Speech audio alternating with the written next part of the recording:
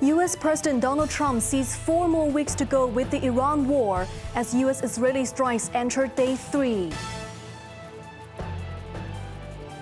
American fighter jets crashed in Kuwait and all crews survived. Neither the immigration nor the Chinese embassy has yet provided an evacuation plan. And Hongkongers stranded in Dubai are clueless about when they can come home.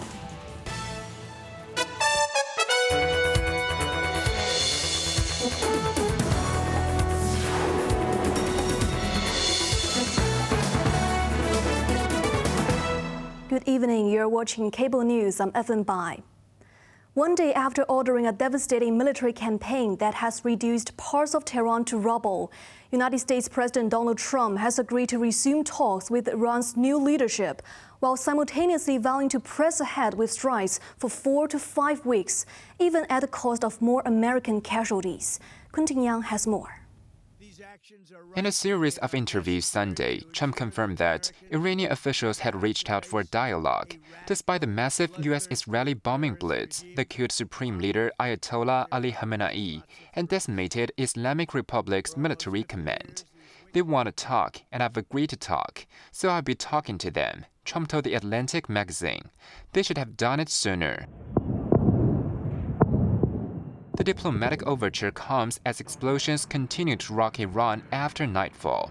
Tehran's Gandhi hospital was directly hit, sending glass raining down on wards as nurses rushed to evacuate newborns and patients. Black smoke billowed near the headquarters of state television.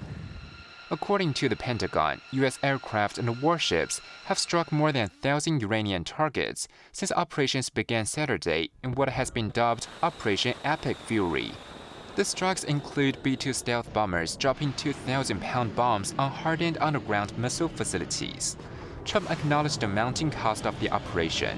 3 U.S. soldiers killed at a base in Kuwait, with 5 more seriously wounded, and vowed to avenge their deaths. But he also admitted further casualties are likely, as the campaign could stretch for 4 to 5 weeks, until all Washington's objectives are achieved. Iran's Foreign Minister Abbas Araghchi insisted Tehran maintains every right to defend itself. Despite the loss of its top commanders, he asserted Iran's military capabilities remain intact. Quentin Yang, Cable News. Several U.S. fighter jets crashed in Kuwait amid a fresh wave of strikes on Gulf countries as Iran and its militia allies widened their attacks. Meanwhile, at least 3 ships were attacked near the Strait of Hormuz, a key oil transit route, raising fears of major supply disruptions. Jamie Liu reports. In Kuwait, a suspected American warplane was seen on fire and falling in a tailspin out of the sky. Kuwait's defense ministry says several U.S. fighter jets had crashed, with all the pilots safely bailing out. Smoke was seen rising from the vicinity of the U.S. Embassy in Kuwait, not long after the embassy warned Americans to stay away from the compound. Gulf countries braced for another wave of attacks for the 3rd day in a row. In Bahrain, U.S. military bases were targeted, triggering air sirens nationwide. Several loud blasts were also heard in major Gulf cities of Dubai, Abu Dhabi, and Doha. The Gulf Cooperation Council condemned Iran for the attacks, calling them a serious violation of national sovereignty. Meanwhile, a Palau-flagged oil tanker under U.S. sanctions was hit off Oman's Musadam Peninsula, the country's maritime security center said. Iran's Islamic Revolutionary Guards Corps later claimed 3 tankers from the UK and US had been struck by missiles and are burning. Citing ship tracking data, Reuters estimates that at least 150 tankers carrying crude and liquefied natural gas dropped anchor in open Gulf waters beyond the Strait of Hormuz, and dozens more were stationary on the other side of the choke point after Iran hinted at shutting down the strait, which is a crucial transport route of global crude and LNG. Jamie Liu, Cable News. Beijing confirmed a Chinese national in Tehran was killed during recent military clashes. The Foreign Ministry has instructed the Chinese embassy to assist the victims' family and colleagues, and once again urges its citizens in Iran to leave as quickly as possible. Foreign Ministry spokeswoman Mao Ning said over 3,000 Chinese nationals have fled Iran as of Monday. Embassy teams in neighboring countries are stationed at borders to wait evacuees amid a dire security situation. The first batch of 18 citizens rode out on Sunday afternoon by bus into Azerbaijan. China's Iran mission released 5 land escape routes via Azerbaijan, Turkmenistan, Armenia, Turkey, and Iraq borders, while warning citizens to steer clear of military sites and protests. As the flights between Hong Kong and major cities in the Middle East remain suspended, the government said over 430 residents are stranded in the region and all reported to be safe. Hongkongers trapped in Dubai said they could still hear occasional explosions and hope to evacuate either by sea or land. Jamie Liu has more.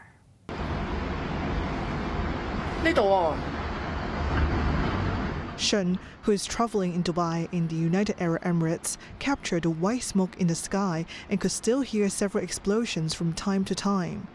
I feel a bit tense right now because I get very nervous every time I hear other noises. But those might be just sound of a door closing or the sound of a car on the street. You know, Dubai is famous for its sports car. He said downtown Dubai still felt safe, but noticed that food items were running low on stock as people used delivery services to stock up. Shun's return flight to Hong Kong was initially scheduled for last Saturday, but has now been delayed until next Monday with no guarantee it will depart. The biggest concern right now is the evacuation plan, because the airspace remains closed, causing flight cancellations and making a return to normalcy seems indefinite. Neither the immigration nor the Chinese embassy has yet provided an evacuation plan. Another resident caught in the war was solicitor Martin Yeung, who is also in Dubai. He expressed hope that the government would help them to leave as soon as possible. The Immigration Department said Hong Kong residents currently out of town can call its 24-hour hotline 1868 for help if necessary. Jamie Liu, Cable News. In other news, 6 people were injured in a vessel explosion that involved a suspected mechanical failure at a government dockyard on Stonecutters Island this morning. The 6 crew members, aged between 23 and 67, suffered minor injuries to their faces and limbs and were taken to Princess Margaret Hospital for treatment, with some able to get out of an ambulance by themselves. At about 10:30 a.m., police received a report of an explosion from a vessel belonging to the Marine Department. The ship was moored for its annual survey. An engine failure was suspected to be the cause of the blast, which resulted in debris striking 3 Marine Department staff members and 3 outsourced employees. Police have classified the case as an industrial accident, and further investigation is underway. As the government's new basic housing unit regime took effect yesterday, authorities have moved swiftly to calm the city's subdivided unit sector, assuring landlords and tenants that they have a 4-year buffer to adapt. Quentin Yang reports. Under the new law, all existing subdivided units, regardless of condition, can now register to secure this grace period. Operators have a 12-month window for free registration and until 2030 to upgrade their flats to meet minimum living standards before facing penalties. Housing Minister Winnie Ho stressed that authorities are not pursuing a one-size-fits-all solution to the deep-rooted rental housing problem, emphasizing that the transition would be gradual. Whatever condition the unit is in, no matter how bad, just come and register first, Ho urged landlords, adding that registration is free and no enforcement will be carried out in the first year. Industry representatives welcome the breathing space, but warned that compliance will be costly.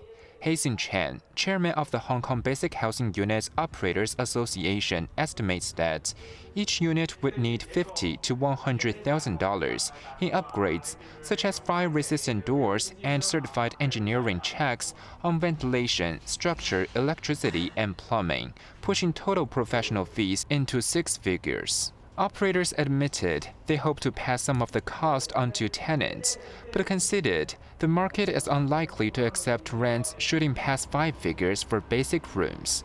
To ease fears of mass displacement, Ho urged tenants not to panic, noting that those who must move out of non-compliant units can seek help from social workers to apply for light public housing or transitional housing under existing government schemes. Quentin Yang, Cable News. The city's newest light public housing project in Kowloon Bay has opened its doors to residents, transforming a deserted secondary school campus into 148 low-rent flats aimed at families living in cramped subdivided units. Quentin Yang shows us more. The 9-story project on Choi Shek Lane, converted from the former St. Joseph's Anglo-Chinese School, offers monthly rents of about $1,200 to $3,300 and is about a 9-minute walk from Choi Hong MTR station. Architects kept signature 1960s Catholic school features. From mosaic walls and colored glass to timber stair railings and the cross on the exterior of the building, to preserve residents' collective memories and reduce construction waste. While former classrooms have been reworked into higher ceiling flats, they can accommodate larger families. Nearly half the units are around 250 to 300 square feet, designed for households of 3 to 4 people, each with its own bathroom and open kitchen, plus small shops and a laundry on site, serving both tenants and neighbors. Housing Chief Winnie Ho said at the key handover ceremony that converting long vacant school premises into light public housing allows families to save thousands of dollars in rent while breathing new life into the surrounding community, noting that some 20,000 light public housing flats will be completed across the city by the end of this year. Quentin Yang, Cable News. The FBI is investigating a shooting outside a bar in the U.S. state of Texas as a possible act of terrorism, which left 3 people dead and 14 wounded. Online footage showed several people appearing to be shot and collapsing outside a bar in Texas capital Austin earlier on Sunday. Police said the shooter drove past the bar several times, then fired from his car window into people. He later parked the vehicle and got out with a rifle and struck pedestrians before being shot dead by police officers. The assailant, identified as Indiaga Diage, 53, a U.S. citizen of Senegalese origin, was reportedly wearing a sweatshirt that says "Property of Allah" and a shirt featuring an Iranian flag design. Obviously, it's still way too early in the process to determine an exact motivation, but there were indicators that on the subject and in his vehicle that indicate potential nexus to terrorism. Texas Governor Greg Abbott warned that the state will respond with decisive and overwhelming force against anyone seeking to use the Middle East conflict to threaten Texans.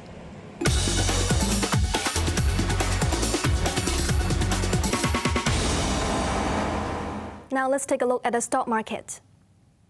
The Hang Seng Index ended the day down 570 points. Top active stocks of the day. Checker Fund was down 62 cents. Tencent was down $4. YOFC was up $17.20. SMIC was down $3.40. Oil and gold prices are on the rise as investors react to growing geopolitical tensions and economic uncertainty. Attacks on Iran have disrupted the Strait of Hormuz, a choke point for 20 to 30% of global crude supply, sparking fears on prolonged shipping chaos.